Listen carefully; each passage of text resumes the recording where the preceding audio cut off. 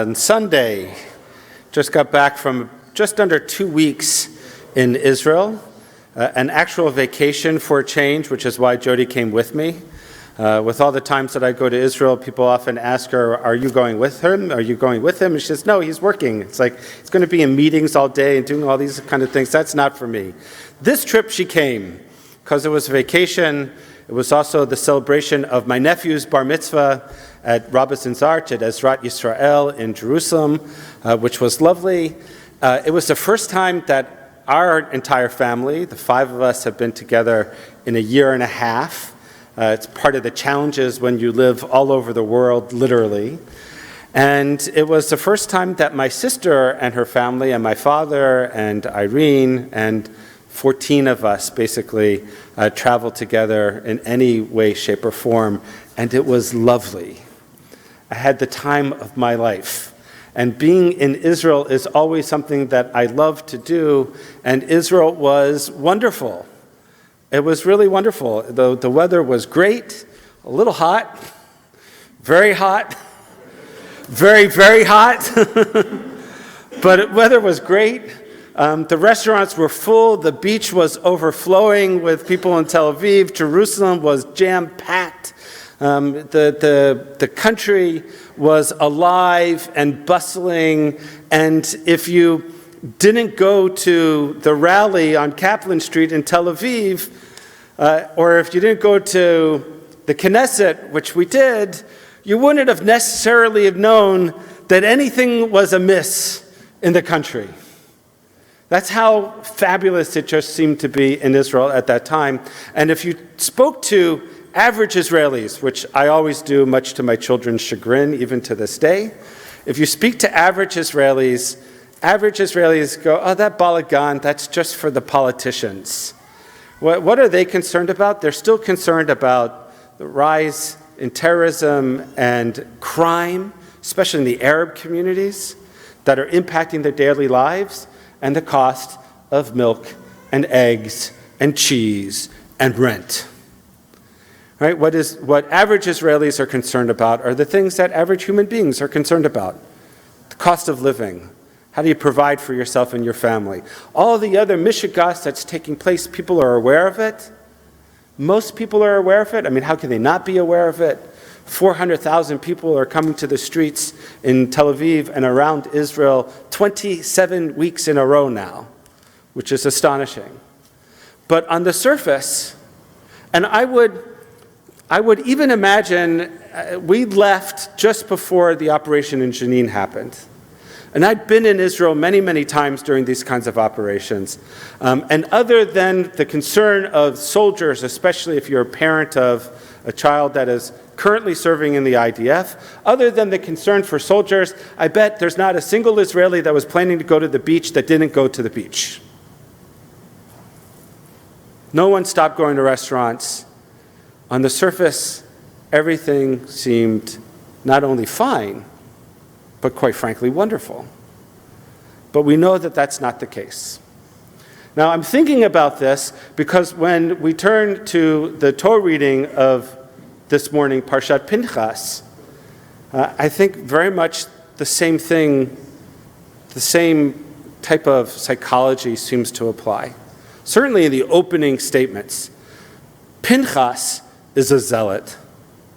All right, I mentioned this in the beginning of the Torah reading. Last week in the Torah reading, Pinchas sees a Israelite prince and a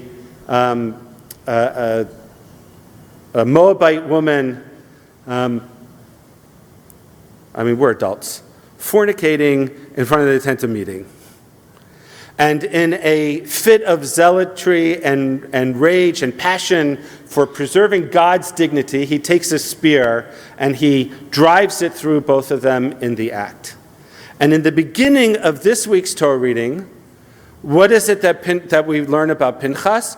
2 things that, if you don't read it in the context of what happened previously, you would think that Pinchas's behavior in some way, shape, or form is not only accepted, but is honored. He is promised the kahuna, the priesthood, and he receives a Breach Shalom, a covenant of peace, which the Eitz Chaim, I think, terribly translate as a covenant of friendship. So Pinchas is a zealot hero, it seems, for the Torah, and is rewarded for his actions, for his passion acting on God's behalf. Now the rabbis later, much later, thousands of years later, the rabbis look at this and they dial it back. They dial it back a lot. We've talked about this before. I'll just remind us of one of the things that they do. They make the circumstances of Pinchas's action so unique that it's only in that moment, in those circumstances exactly, that his actions are to be allowed.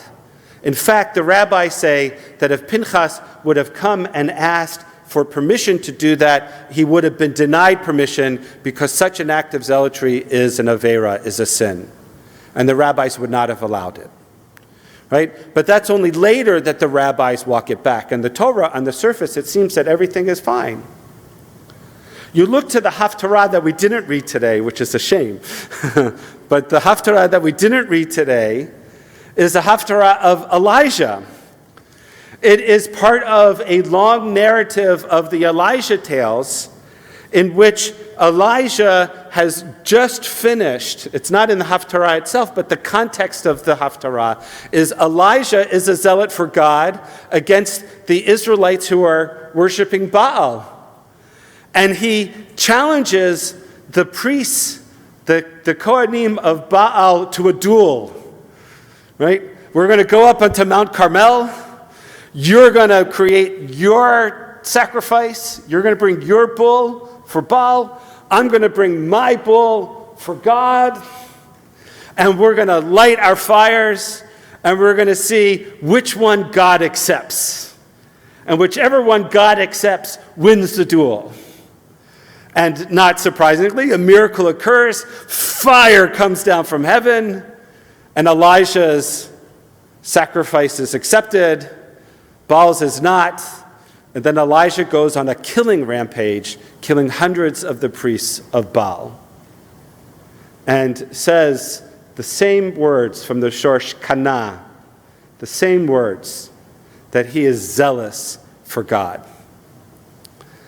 But what happens next in the Haftarah is fascinating.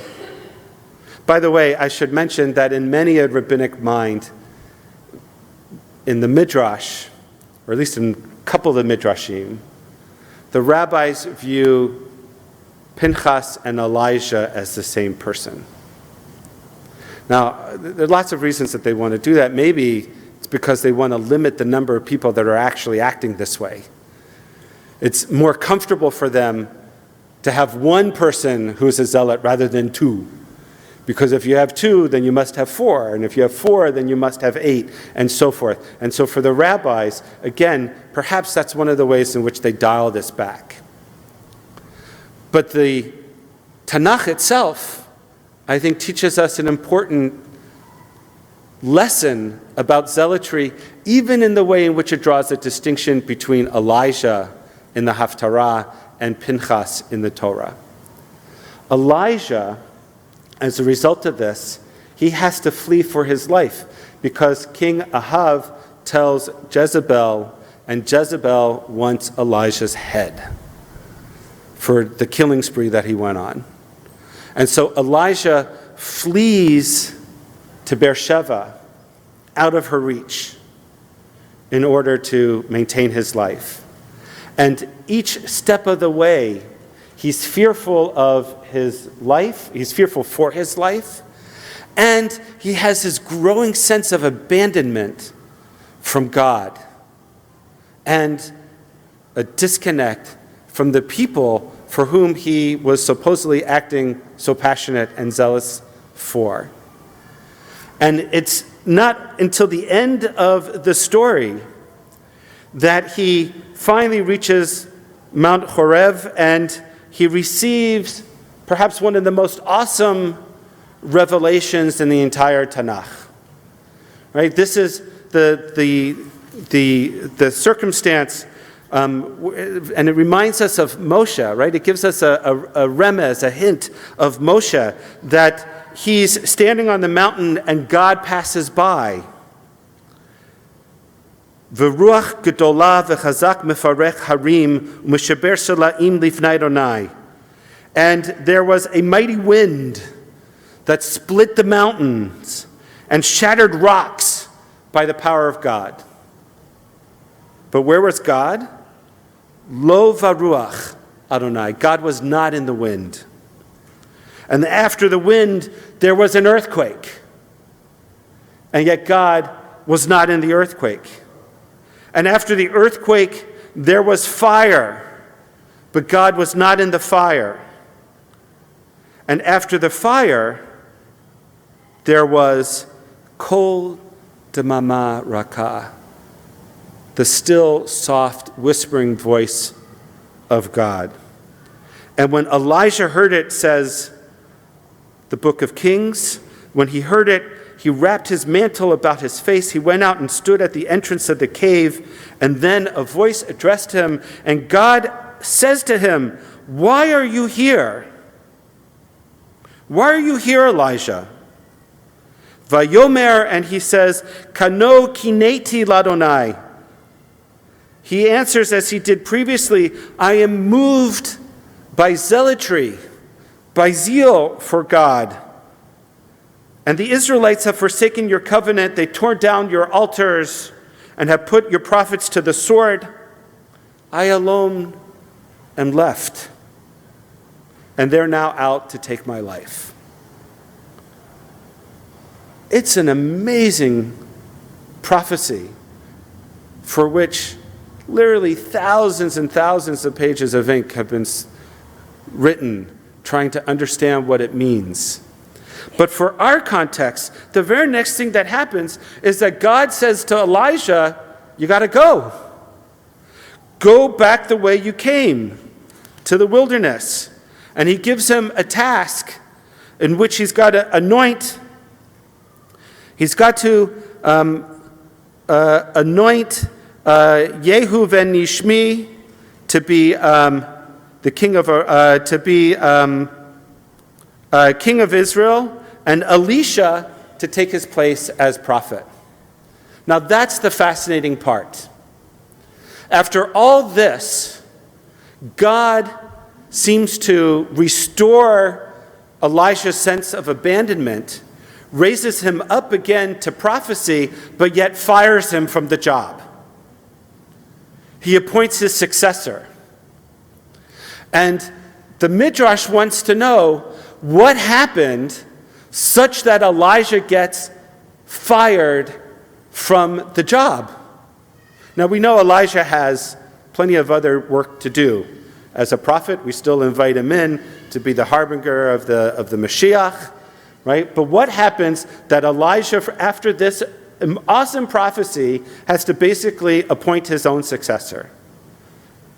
And what the Midrash suggests is that in this prophecy, Elijah missed the point. The point is, God is toning down God's mood and trying to tone down Elijah's mood in the same way. Right? It starts with all this awesome acts of nature. Wind splitting mountains, earthquakes, fire. But where's God? God's not in any of the noise. God's not found in any of the awesome nature of destruction. God is found in the still, small voice. Perhaps that's the voice of reason, understanding, compassion. And Elijah misses that point. And when God asks, "Where are you?" which also reminds me of God asking Adam and Eve in the Garden of Eden after they've eaten from the tree of the knowledge of good and bad. God says, "Ayeka, where are you?" Why does God need to ask the question? Doesn't God know? Just as then, here, the question isn't one of geography. The question is one of moral position. Where are you morally? Where are you in terms of your own rage and passions? Are you going to allow them to run wild and split mountains and cause earthquakes and fires? Or are you going to center yourself in godliness? And so the Midrash suggests that it's because Elijah missed that lesson in this exchange, in this revelation, that he loses his job. In the same way, the Breach Shalom, according to the rabbis, and maybe they're reading this passage of Elijah as they're reading that passage in Pinchas, the Breach Shalom is not a reward, it's a tikkun. It's a repair when one's passion runs amiss and it needs to be reined in. It's a fascinating lesson for us, and it shows us in the Torah how things aren't always as they appear. In Israel, well, even before I get to that, I want to quote Rabbi Shai Held in his commentary on this parsha. He brings American theologian Walter Brueggemann and notes that in his zeal, as often happens to the zealous, Elijah has overvalued his significance. His sense of his own importance in his own story has blinded him to the reality around him. Professor Reuven Kimmelman, our teacher from JTS, states that in failing to rise to Israel's defense, Elijah proves himself unworthy of the prophetic mantle. He is thus sent back to anoint a prophetic successor, the only prophet to do so in the whole Bible. He is to tender his resignation.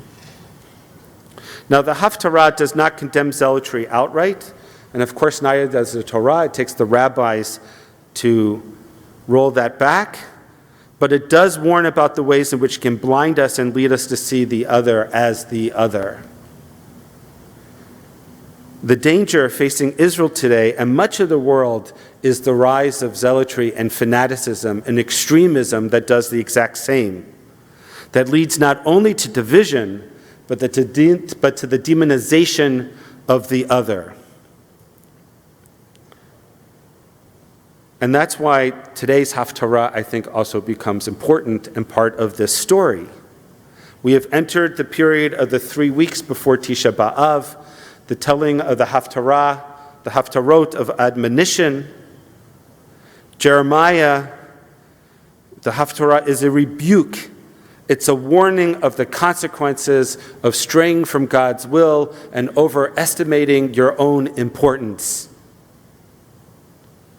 The first temple, according to tradition, was destroyed because the Israelites broke the covenant with God.